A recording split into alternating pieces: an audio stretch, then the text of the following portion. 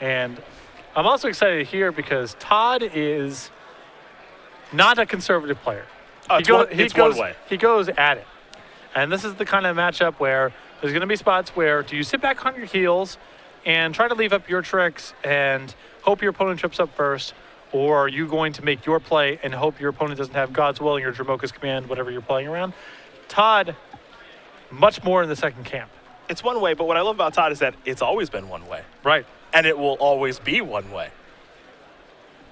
Why diversify? Looks like Chris is taking a mulligan here, so we'll see if he's happy with his hand. 75 card mirror, by the way. Which I love.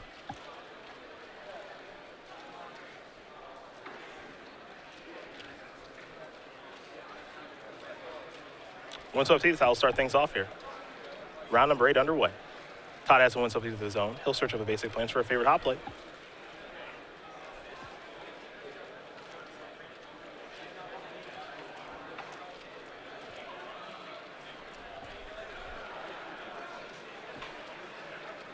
Chris is going to sacrifice his Windswept Heath. He'll also get a plains. Whose plains do you like better? Go. Chris's. Okay. I like Todd's better. As usual, we agree on nothing. Mm-hmm. As far as magic artwork is concerned, there's a Defiant Strike. Chris needs a card, so he'll draw one. Yeah, I don't think he has a second land just yet. Had it. Right off the top. There's a Seeker's Well, you cycle your Defiant Strikes. That's why they're in the deck. Well, not to cycle on your opponent's creatures to try to find your land drops so much. Aren't they? Ordeal of Thassa, beatdowns. Favorite hoplites at 3-4. Vanmeter will take 3. He's down to 16. But he can gain some life back with the Seeker of the Way, depending on what his turn yields. Todd and Chris on the select side of Star City Games did a versus video this week where Todd was playing a 5-color rally deck that Matthew Tickle played last weekend, and Chris was playing a white-red aggro deck. Didn't test this matchup. So here's a Defiant Strike. Chris was on the lookout that turn for Dromoka's Command. Picked up the Forest. If he had it, he could have blown up Todd's board and had a large threat left over. Yeah, fight and kill his creature.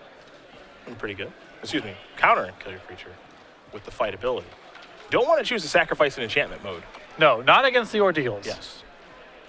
Because then that just happens. Yeah, they get to draw 2 cards or gain 10 life, depending on which Ordeal it is. Todd will draw. God's Willing is what he's found. 20 to 14 in favor of Vanmeter right now. Seeker of the Way was able to gain some life. Manic Influence number 2. Beatdowns. Todd will draw 2. Coming across for a healthy 4.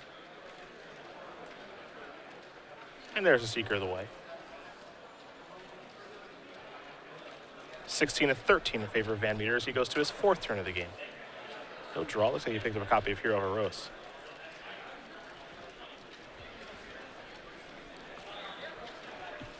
But now Todd with the largest threat, most cards to work with, in a position where he's ahead on the board, leaving up mana. Monastery Mentor is the play.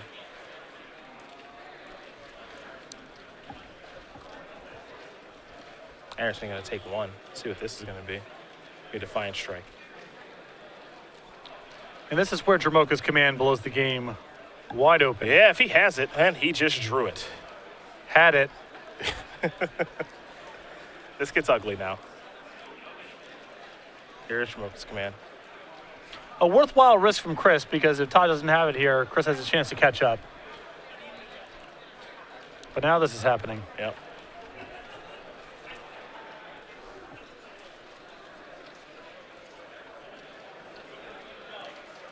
Todd going to gain some life here from that.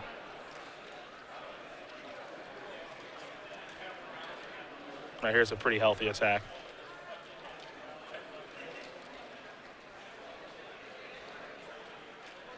Chris pretty far behind now. Yeah. Monastery Mentor was his opportunity to catch up. If he untasks, plays a bunch of spells, makes a lot of blockers, things are starting to look pretty good, but you could not beat Dromoka's Command in that spot.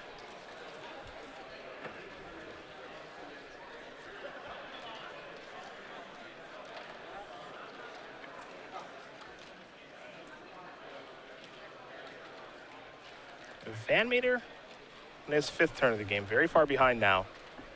Light totals were in his favor for a bit, but Anderson now with a 7 power favorite hop lane on the battlefield.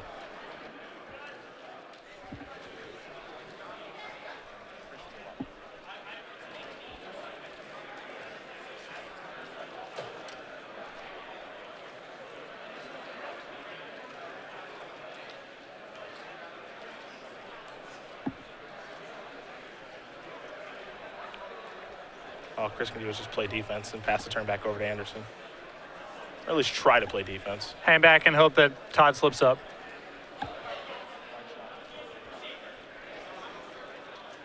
Here's a God's willing.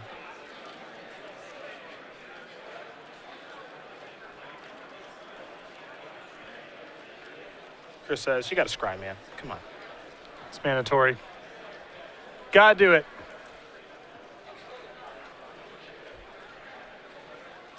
Don't think Chris has any reprieve in this situation. Yeah, just attack with this. That's pro white after all. Yeah, Chris can use Dromoka's command to fight the Seeker of the Way and try to gain some life, but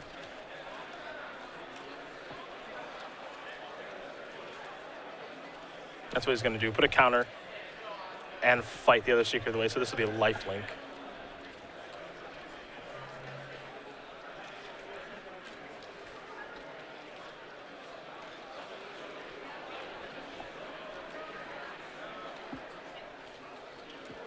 Yeah, looks like this is going to work out.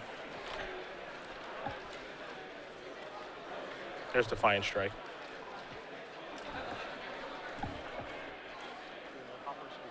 Yeah. Yep, and you see both players. This is a little awkward because the Hoplite has pro white, and Todd just tried to cast a Defiant Strike on it for lethal, and it's not a legal target.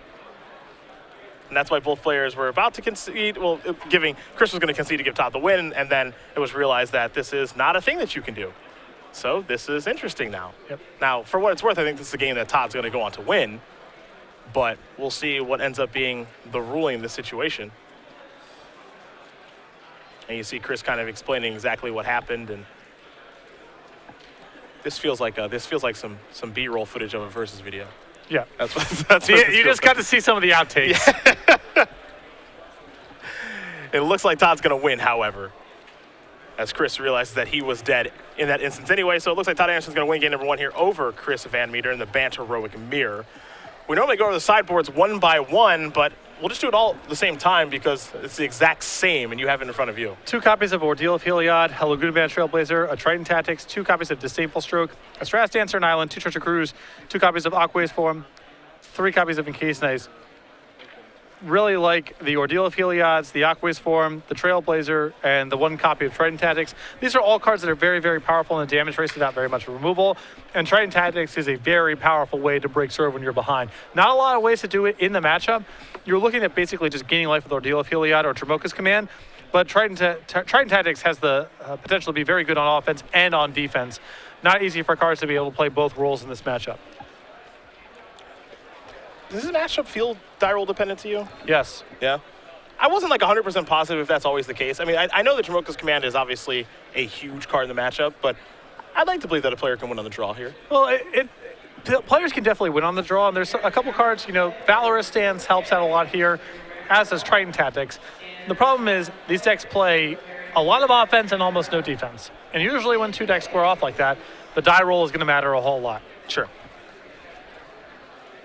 Both these players are going to sideboard up here. We'll take a look at the Season 3 schedule here on the Open Series, which of course did start in Charlotte for that Grand Prix won by Michael Malone. A huge Grand Prix that was a lot of fun to cover. Of course, we had our Open Series in Indy after that, which Eric Rill won with Green Red Dragons. Baltimore was won by the Boz, Andrew Boswell with Abzan Agro. And then last weekend in Chicago to kick off Magic Origins, Tawn Wynn got the job done with Green Red Devotion. We are here in Richmond.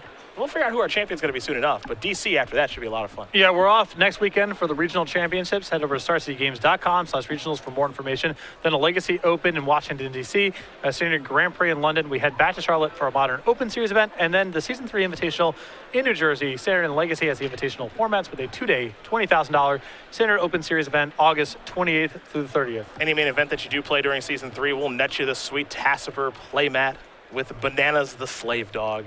Just hanging out, living life. So happy for no reason. Anyhow, free.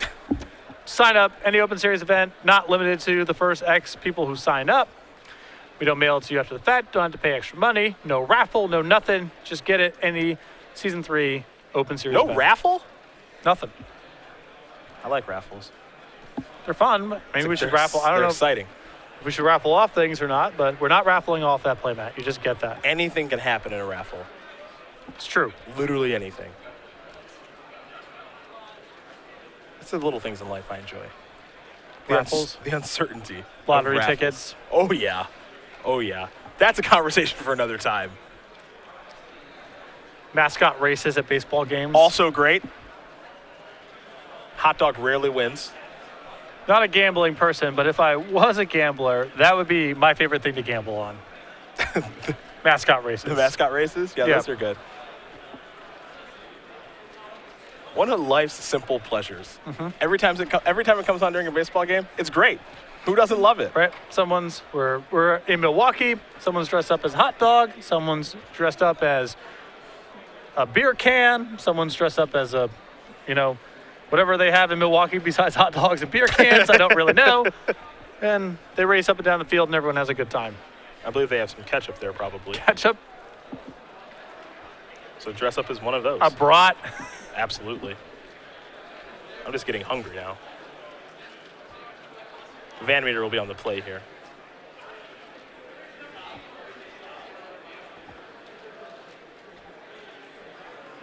See if he can find an opener that he likes.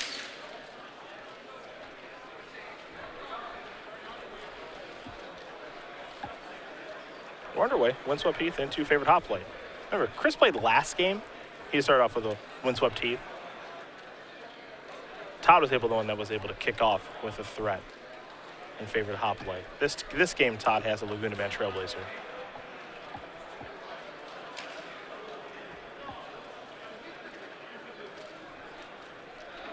Interested to see what got cut out of these decks. I feel like Treasure Cruise is not very good in the matchup.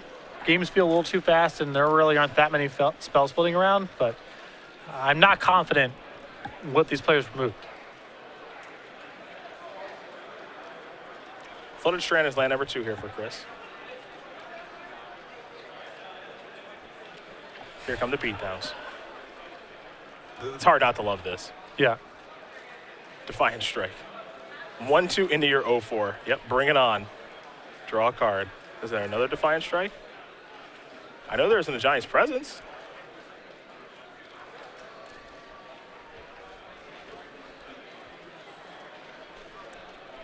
So I think what's going on here is Todd's saying, well, he has to have 2 tricks. Yep. If he does have 2 tricks, it means he has to fetch for plains. So there's a chance that he's going to be missing colors of mana right now because he's on plains. And then lastly, Todd's just the type of dude who's not going to just let you get a free point of damage on him. Yeah, that's true. He's got an 0-4, a 1-2 attacking an 0-4. I'm blocking every time. But I'm also blocking because you're not getting a point in on me either. Exactly. I'm not going to 19. I think that's the tiebreaker for Todd. But part of that is, Todd knows it's free for Chris to attack. Yeah. And if you never block in those spots, you're just giving up free points of damage all the time. Yeah. And I always block there. I would have lost my creature like Todd did, but that's okay. Chris going to sacrifice a Windswept Heath. Probably going to go searching for the forest. Can't let your friends get a free point on you on camera. No. Off No. camera, maybe it's different. Maybe Yeah. you're a little bit more risk averse, but here.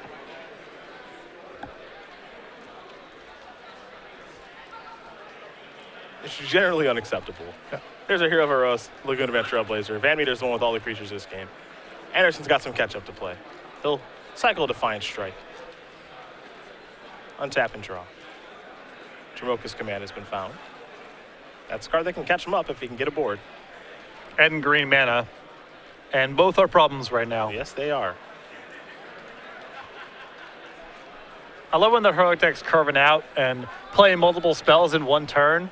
And the last spell they cast, like the grand finale, is the Trailblazer. Sure. And here's my 0 power creature. Last but certainly not least. Yeah.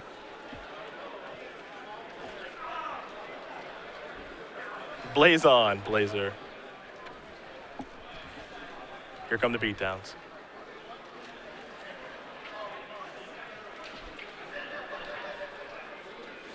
0-4 going to step in front of the 3-4. Another Trailblazer. Chris just really speeding up the clock right Yeah. now. 'Cause adds another creature to the board. 0-4 City, one of my favorite places. If you're not familiar, you better get familiar.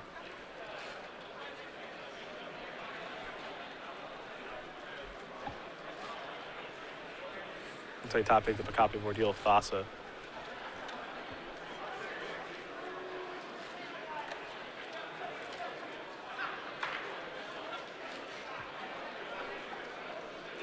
Aqua's form and pass the turn back, so a little defense here.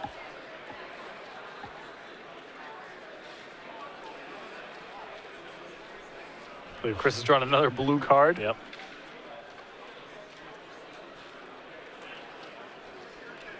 It's just how he drew it up, I'm telling you. Here we go. Oh, yes. Oh, yes. 0-4s are here to teach you. And now God's willing here. Looking to trigger Heroic. And now protection from a color. God's willing will resolve. Time to scry.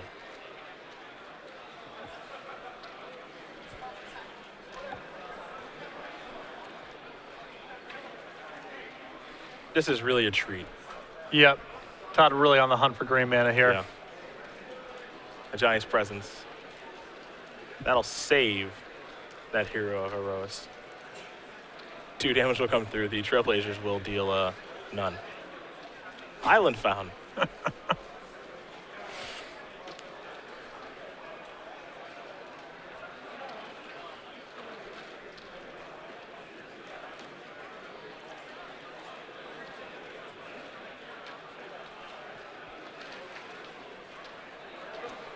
To Chris's credit, he just keeps attacking with them. Yeah. You don't know what I have. Oh, Not doing a lot on defense against Aqua's for him too, so. I like splitting them next turn. 1 and 1. 1 on D, 1 on offense. Vanmeter will draw. I think he just found blue mana finally. There's a Flooded Strand. If that's what he was missing, he has it now. What he doesn't have is Dramoka's Command. It's not like his leftovers are that great. Yep. It's a Battle-Wise Hoplite, another creature that isn't that impactful. And Trading Tactics, which is at least a way to trigger Heroic. But Todd's the one on defense right now, so.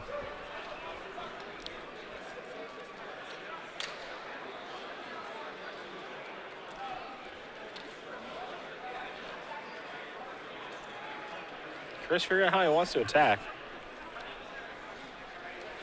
Yes. Hand hovering over the Trailblazer. He's- He ran your track. Yes. Split him up, big man. There you go. There you We go. finally got to see yes. One on O, one on D. Little offense, defense. Please, please, someone screenshot this board. Please. Yep. No counters. No counters. Looks like one's good. Just one on O, one on D is really, really funny to me right there. Chris going to sacrifice his Flooded Strand to search up an island. I think we'll have a Battle-Wise Hoplite in just a moment. You got to play for all scenarios, man. Yeah. That's the thing. For all scenarios, you got to play. You just don't know.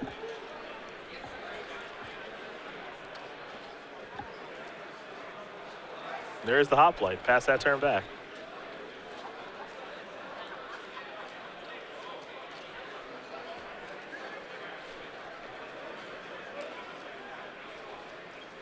Todd taking a little look at the graveyard here. Did draw a Flooded Strand, but it looks like he's without green mana. Has an opportunity to put Ordeal on Lugia Mana Trailblazer, trigger that, and search. But that's a pretty risky play. Yeah. And the Trailblazer's doing a lot of work on defense right now.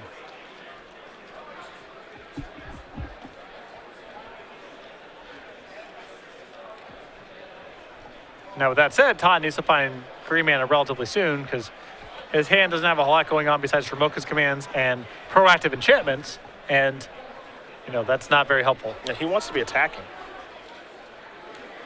Time to search for Flooded Strand. Basic planes.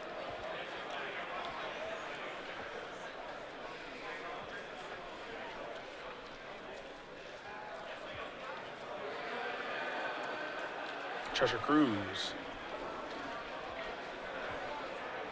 3 cards coming. He found a Mana Confluence. So he'll have green mana. Just won't be this turn.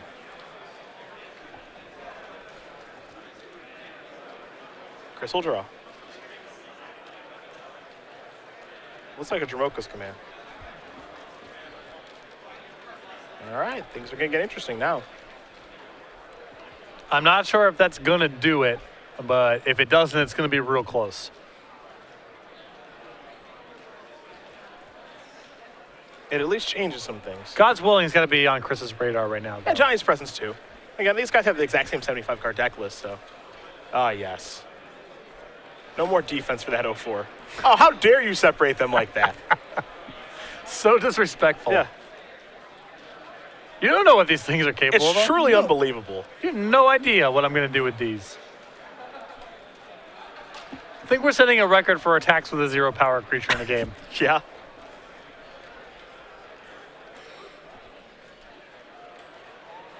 Triton Tactics. Nice. Heroic triggers. Now they get to untap too, but he gets to scry first with the Battle-Wise Hoplite. Got to resolve these cards in the right order. Yeah, and this is a way for Chris to add more pressure and interact with Todd's board in a way that doesn't play into his Johnny's Presence or God's Willing. And he gets to sit on Dromoka's Command, which is a really nice insurance policy to have. Such a great heroic enabler. Now here's Dromoka's Command. Uh-huh. Oh, yeah. Blaze on, Trailblazer. Yep, Todd is all done here. Now that he's actually going to take points of damage off the Trailblazers, Todd doesn't want to play That's the anymore. line? Yeah. That's the line right there. Chris Vanmeter going to win game number 2 here over Todd Anderson, the Ban Heroic Mirror, which means Anderson will be on the play for game number 3. At times it does feel die roll dependent, but to me it's, really whoever gets the opportunity to catch Dromoka's Command. Which is a lot to do with the die roll. Yeah. When you're the one out in front, it's 2 mana in a matchup where mana is at a premium. And you need to be able to play back if your opponent has a trick. So that requires you to have the initiative. Way easier to do that when you're on the play. 2 players that you'll find in the Star City Games newsletter here are Chris Vanmeter and Todd Anderson, and it is your source for Magic the Gathering news, and it's been revamped for your reading pleasure. Exactly. Whether you're a fan of the Open Series or the website or both, plenty of content for you. We have information on the Open Series plus a match of the week, exclusive deck lists and advice from some of our premium columnists, and an exclusive cardboard crack comic. Best of all, free to sign up over at StarCityGames.com/newsletter. You and the F word again. Free. I've been telling you about using that. But it's a great word, so that's fine. It is free, free, free all day long. And you can find Todd and Chris in there. Game number 3 and going to be underway here in just a moment of round number 8. Both these players off to great starts. They're at 6-1. I appreciate all of those of you on social media who captured that screenshot and sent it to me. That's why Magic's a great game. It can be really good sometimes, I'll tell you. Just an 0-4 on D and an 0-4 in the red zone. I want to attack with one of the 0-4s because who knows what might happen. And I want to leave one of them back on defense because who knows what could happen. Yep. This way, I'm maximizing my possibilities of things happening because you just don't know. You have to be careful. But not too careful. You can't leave them both back on defense. That's playing too conservatively. Attack with both of them. Well, who knows what happens on the way back? It's just true. It's just true. Too hot, too cold, just right. Yeah.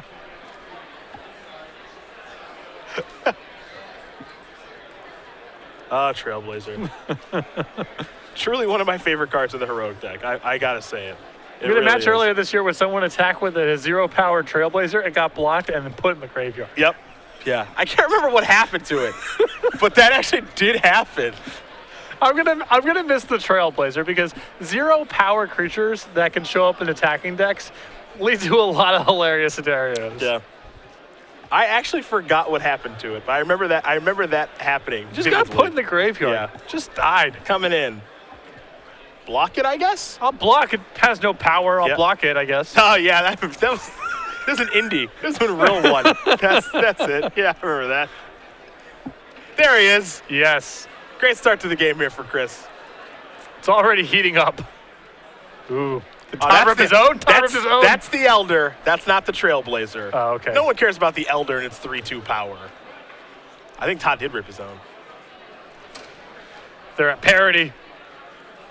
Then Chris has got to decide whether or not he wants to attack or block.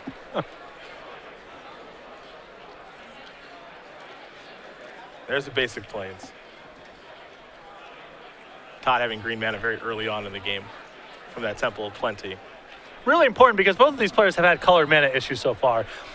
To me, that's the biggest cost of the Bant build of this deck instead of the blue-white build is your mana's shaky. Oh, no, for sure. Here of our rows here for Anderson. Flooded Strands and Windstorm Thief are powerful mana fixers, but this deck is so sensitive on having white mana and blue mana and green mana that they aren't the most efficient mana fixers. This deck would much rather have, you know, brush lands and Adhikar wastes and just lands that actually made 2 colors of mana. Wouldn't care about the damage. Exactly. There's a mana confluence. That's why that card's so good in this deck. Your lands have to make white mana, so I don't think you could really afford to play Yavimaya Coast, but you would like other dual lands. Trailblazers getting hot. Aqueous form is made into a 1/5. Oh, yeah. Defiant Strike. It's a 3-power creature now. Heating up. Red Womp. Zone. Scry. That's not the noise that makes. Doesn't hit that hard yet. To Todd we go. Flooded Strand.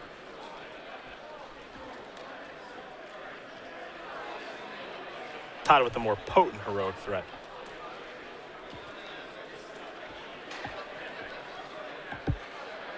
Hero is one of the key cards in the mirror match because it's so much about mana efficiency. Yeah. Stuff doesn't really die.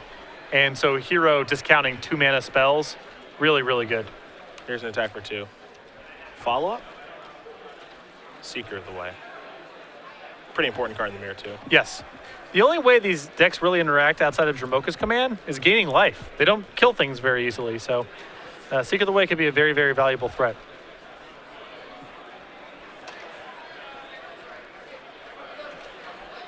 Windswept Heath the land here for Chris.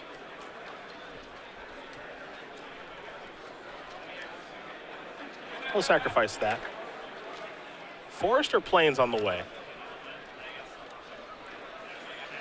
We'll go with the basic Plains.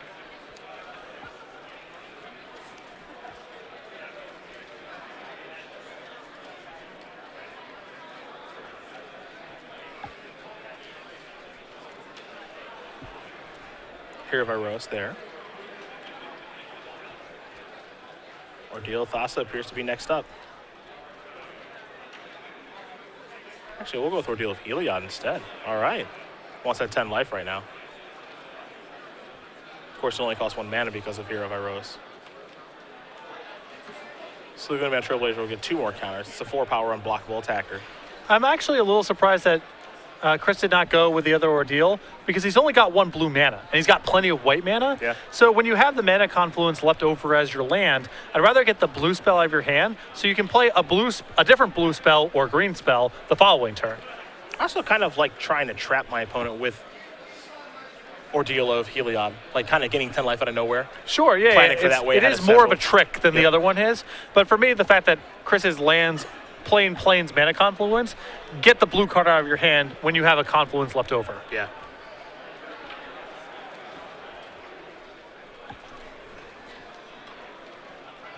Todd giving some beatdowns here.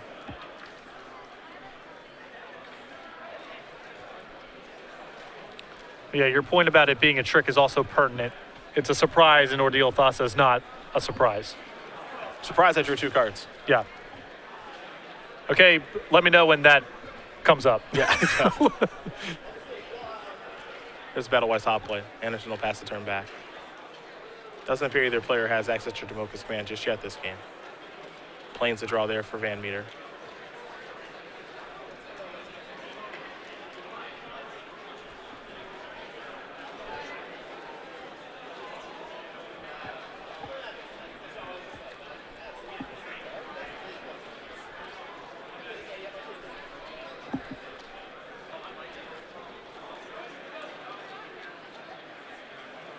Chris is going to check his sideboard real quick.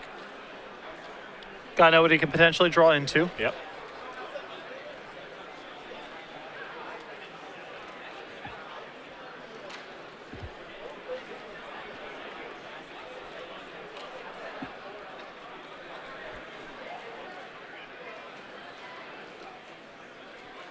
Gonna start by using that Mana Confluence for something. It'll be ordeal.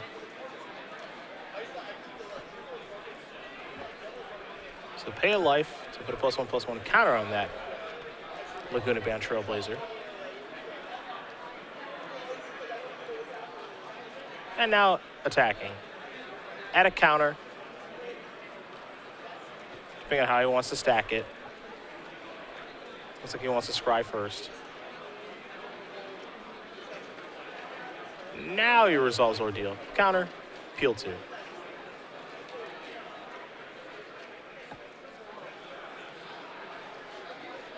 It'll be a healthy attack for 6.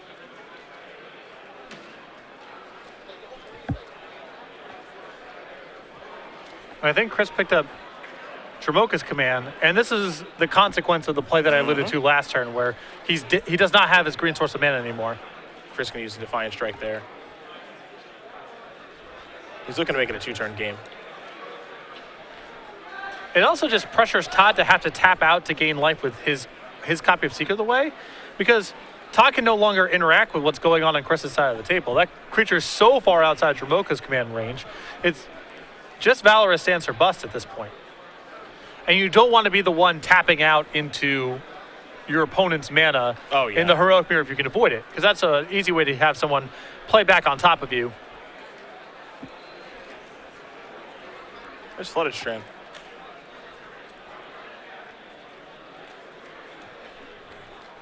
Basic Island.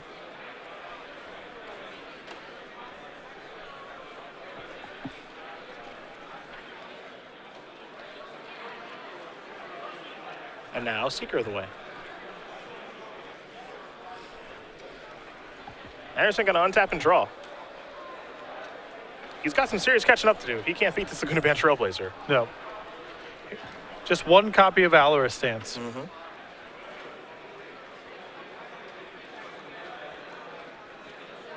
There's a Giant's Presence. Using this simply to scry. Top card to the bottom. Also get a card in the graveyard for Treasure Cruise, but there's only 4 cards down there, so. Yep. I mean, Todd still can cast a spell and gain some life. And actually now 2 spells because of Defiant Strike basically being free as it pertains to casting Treasure Cruise this turn. He's going to target Battle-Wise Hoplite. Get some scries for his trouble too. He finds Valorous Stance. Suddenly, he's the one out very far ahead. Yeah, we got a game again, and in a big way. This card's interesting. I don't have a great look at what it is, but he's thinking about it for a while, and he's going to draw it. It's an Ordeal of Thassa.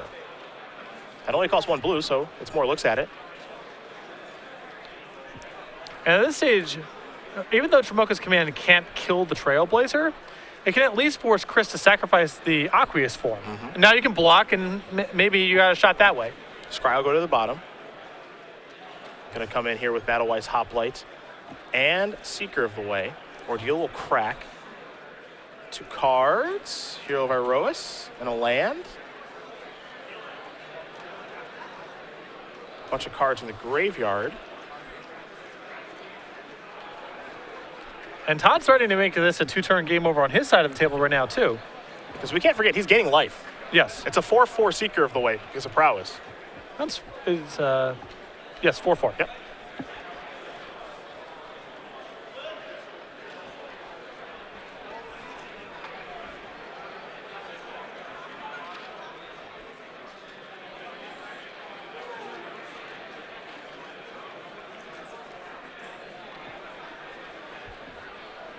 Let's see how Chris wants to block, if at all.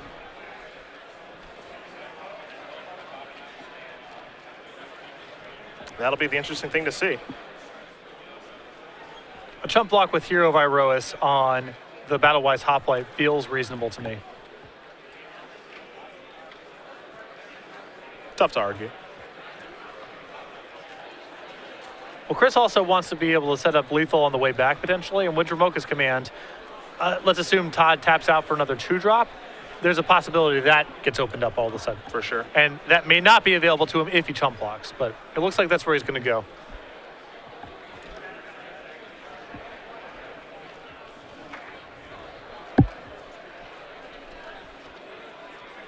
So there's your jump block. Anderson up to 10, Vanmeter down to 11. Hero Varos and now a Temple. Top card, bottom card now. Pass. Vanmeter's untapping and drawing. Not a lot of action in Chris's hands, so this is a pretty big draw step here. Well, Johnny's presence, I think, gets him to kill with Jamoka's command and presence. That's just enough to get 10 points plus of unblockable damage. Yeah. That's going to do it. Chris Vanmeter going to win this match here over Todd Anderson. 2-1. The Ban Heroic Mirror goes to CVM. Pretty important match for him, all things told. You see the numbers next to their name, number 6 and number 20. Chris is number 6 on our Season 3 leaderboard, so this is a big win for him trying to keep pace with Danny. Yeah, Chris trying to make up for lost time. Was not in Chicago last week. Still in the race for an at-large bid. Todd, number 20 right now, trying to get in a position where he has 2 buys. Maybe get himself in the race for an at-large bid at the end of the year. Yeah, so big win there in the Heroic Mirror. 75-card mirror, so both those players know exactly what they're playing. Both players drove up together. They knew what was going on, and you can just really see the importance of Aqua's form and Jamoka's command in that matchup. Yeah, once someone gets out in front with Jamoka's command, that's going to be a game-winning play more often than not. It's just too big of a swing of damage and making up, breaking up their board and so on and so forth. So that's a hard card to execute when you're on the draw because you need to have 2 mana and the ability to play back if your opponent has a response. But when you're on the play, it's not too hard to engineer those situations. And it came up over and over again in the mirror match. Yeah, and it was definitely fun to watch. So congratulations, Chris Vanmeter, for defeating his good friend Todd Anderson. He moves on to 7-1. Todd moves down to 6-2. Both those players still in day 2 contention. Chris is locked now, and I think even if Todd loses, he's good. The sense I got from looking at the standings was 6-3 should be good enough for day 2. We never know until we know, but we had players at three losses coming in the round in 90-something place. Implies that the 3 losses should be good for day 2. Well, one player we're hoping to see in day number 2 is Shaheen Sarani, a player who is playing Sultai Control this week. And now, of course, Shaheen always kind of doing his own thing as far as control decks are concerned. But we talked to him a little bit earlier today, and he said that Languish has made this a really good deck now. Well, the biggest vulnerability his deck has always had to be to a rush of creatures. Yep. We've seen it over and over again. And if you ever see his sideboards, they always feel like they're trying to load up on the mono reds and mono whites of the world because his decks are usually very good at beating other mid-range and control decks. Language gives him a tool that is good in a lot of the mid-range matchups, or at least a functional card, while also vastly improving his matchups against the linear aggressive decks of the format. He is a control master, and he sat down with Ken Crocker in the sideboard to explain how he got to the exact list that he does have. So we'll let you guys enjoy this deck tech on the way out. We do come back for our last round of coverage, of course, players to watch, and then round number 9. Enjoy the deck tech.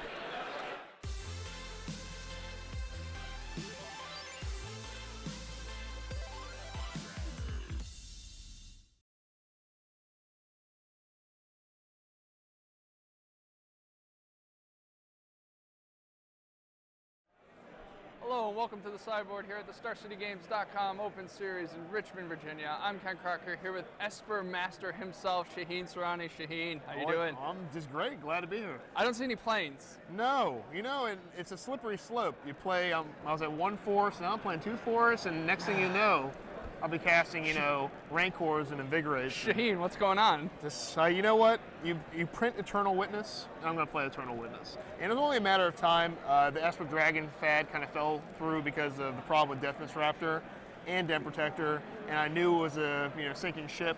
So instead of just abandoning the control effort, we have to adapt. We have to adapt and evolve. Evolve so instead of Esper control, we're on Sultai control. Yep. But we're on like a Planeswalker-y heavy kind of Sultai control. So very similar to what was going on at the beginning of the season with something like Gerard was playing, something like this. But you've definitely made some improvements since. Yeah, Gerard's been a kind of an inspiration for the deck. Ashiok is definitely the win condition. It's the only 2 of the Planeswalkers in the whole of the deck, and the rest are 1-ofs. But it's a slow deck. It wins, but it takes a long time to do so. It's not flashy. It's just super grindy, 1-for-1. Using the power of Eternal Witness, 1-for-1s, and dig through time. Sure. So going over the Planeswalkers, we got 1 Ugin the Spirit Dragon, 1 Garruk Apex Predator, 1 Cure the Crashing Wave, which we haven't seen in a long time, to be honest. Right. And then 2 Ashiok Nightmare Weaver. So you said Ashiok's pretty much your win condition, which, is scary in and of itself. Yeah. But what is Cure really, we haven't seen her in a long time. What are you bringing her in for, basically, to deal with in this metagame? She's great. And when it was first printed, it draws a card, so it automatically catches my attention. I'm like, oh, it draws a card. So it can only be so bad, right? So in a format where there are multiple creatures coming in the battlefield, a turn Kiora is bad. Sure. But in this format, besides red-green devotion, a lot of these Abzan and other strategies have one creature a turn at most. Yeah. And if you're playing against a control deck or any of the new flashy uses of the planeswalkers, you're not going to see a board being filled dramatically. So it comes in against, it's good against all decks that are slow, all the mid-range decks, and actually the kicker is what I've used it the most in testing, and this is something that is kind of like abstract, but it happens so often. I say, out of every 10 matches, maybe once or twice in those 10 matches, is that you're able to minus into an Ugin plan.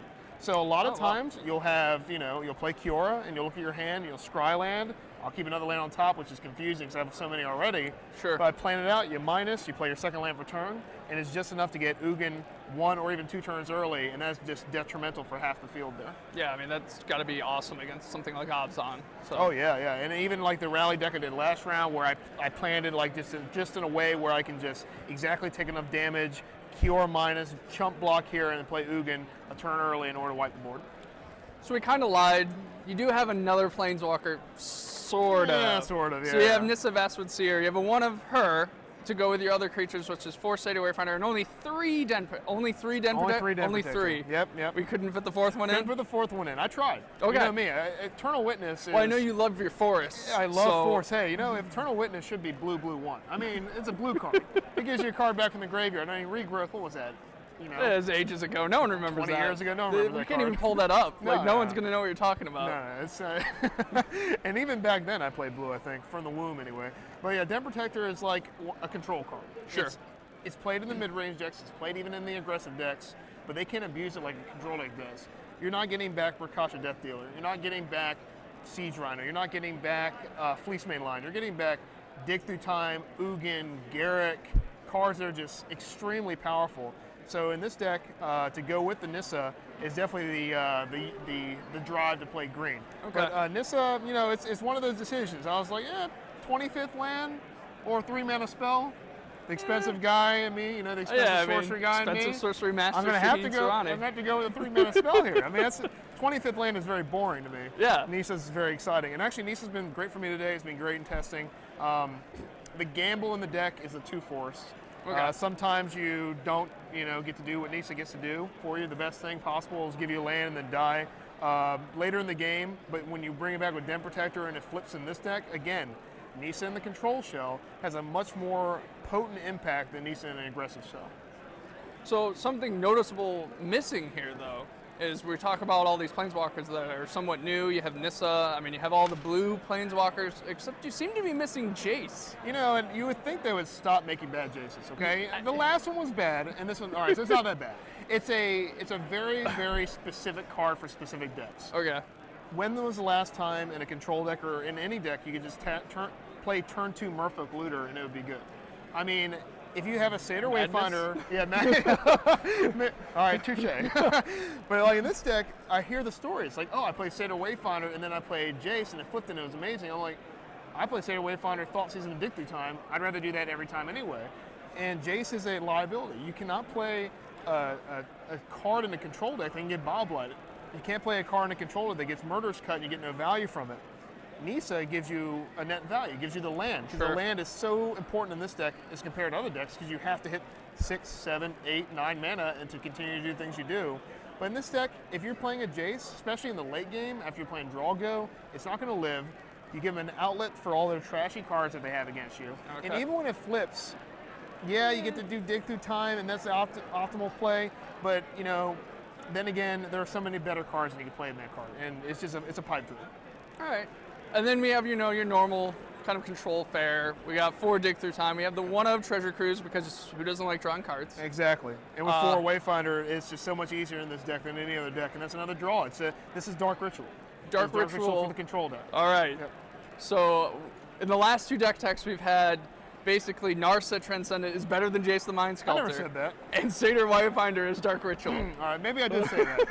All right, look, at the time in that invitational, and you're right, at the time, when the world was controlled in mid-range and then the world was simple, Narset was like that for me. A simpler time. Before when you could play Esper. Yeah, we play Esper. Before people were playing 8 mana dorks in every deck in the format. Like, what is going on here? Well, every deck's got 4 Mystic and 4 Caryatid, and they play just an abusive amount And now, luckily, I bet you're going to lead into this. Yeah, speaking of the mana dorks, you do have the 3 copies of Languish, so Right. you're not playing Crux of Fate or Perilous Vault like some of the other control decks are. So why Languish? Because I mean, it doesn't kill Siege Rhino, it doesn't kill Tassiger, Right. so it could lead to some problems here. Yeah, so the old decks had both those cards you mentioned, Vault and Yeah. Crux. Now with Languish, it's just strictly better than both because I'm going to use those 2 points you mentioned. Siege Rhino and Tassiger aren't typically the cards you're going to lose to. When people ask me what are the weaknesses, what matchups are bad, it's everything but those cards. Okay. It's the cards that precede that card that really beat you. Like Fleeceman Lion, Rakasha Death Dealer, Anafenza, those really sick starts, Planeswalkers, tons of Mana Dorks into Xenagos and Whisperwood Elemental, and all those cards I mentioned, for the most part, are taken care of by Languish. And people still are rusty at playing against this card. People still aren't used to the turn 4 I'm going to lose all my guys. And if you're playing Red-Green Devotion against a black deck, do you have a choice whether to play your Mystics and Caryatids early? Sure. You don't. And Makes sense. And it's an abuse of it's a control abuse. Yeah. Okay. When you have to board Crux of Fate out against aggro decks, it costs 5, and now you don't have to do that anymore. This card doesn't get boarded out against anything that has power and toughness 4 or less. Okay. And then finally, we'll talk about the Sultai Charm here. Now, obviously, you get to play Sultai. There are no Esper Charms, so that's one reason. Right. Okay. The other reason is you get to play Sultai Charm. So I assume you just didn't want to lose to Gaia's Revenge? Oh, Is that pretty yeah. much People it? are like, it's a control killer. No, we have Doomblade, sort of. But yeah, Sultai Charm, when it was released, was the first charm released, and I said that this card was just too good because it has 4 modes on it. You got Artifact, you got Enchantment, you got Card Draw, and you got Removal. And I actually, when the first set first came out, I built Sultai to kind of around the Sultai Charm, and I had like Caryatids and Polychronos and all these kind of creatures in there. Obviously, that didn't last long for me because creatures are silly. Yeah, so why play with why play creatures? creatures when I play things that make creatures, right? So, but Sultai Charm, the power is still as good as I said it was that day. It kills everything. It's good against every deck in the format. I mean, at worst, you're being able to catalog and then fill your graveyard up even more so in order to get your powerful Delve spell. So Sultai Charm is great. All right, well, this seems like a pretty solid control deck. I mean, you obviously have a sideboard that's, it's pretty much just to kind of help them certain matchups. You got the life gain, and feed the clan, self-inflicted wound against whoever happens to be playing, I don't know, Heroic or Esper Dragon still. Oh, yeah. And then you got, your smattering of one-of, another Ashiok because you might need a 3rd win condition. Yeah. Actually, Ashiok comes in more often than the other cards do. Okay. If they have a forest in their deck somewhere, you'll see the next Ashiok come in because it's just that good. And then the self-inflicted wounds, of course, are for still problem. I mean, sometimes you still can lose a Fleeceman Lion. I've actually had issues where I had a Fleeceman Lion that was had a counter put on it by the command. Okay. And then after Monstrous, and then if they escape the Languish net, then you need a backup in order to deal with it. So if you guys are looking for a control deck and you're looking to play with a little bit of forests, but mostly black and blue, Shahid Siranis, we got your back. Thanks for taking the time to side us in, Shaheen. I Always a appreciate pleasure. it. Thanks a lot. All right, you guys stay tuned for more action here in Richmond.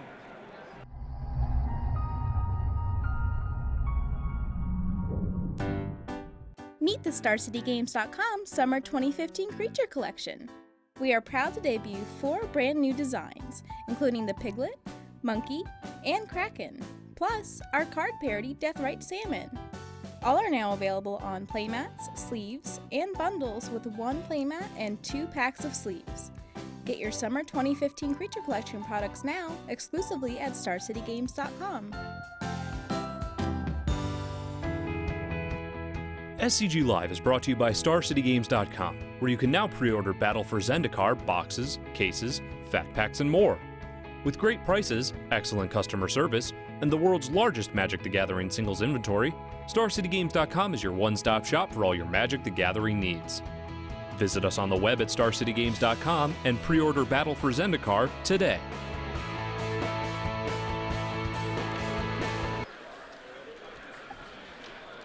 Three copies of Liliana also in Andrew's list, which is quite synergistic with cards like Flushbag Marauder.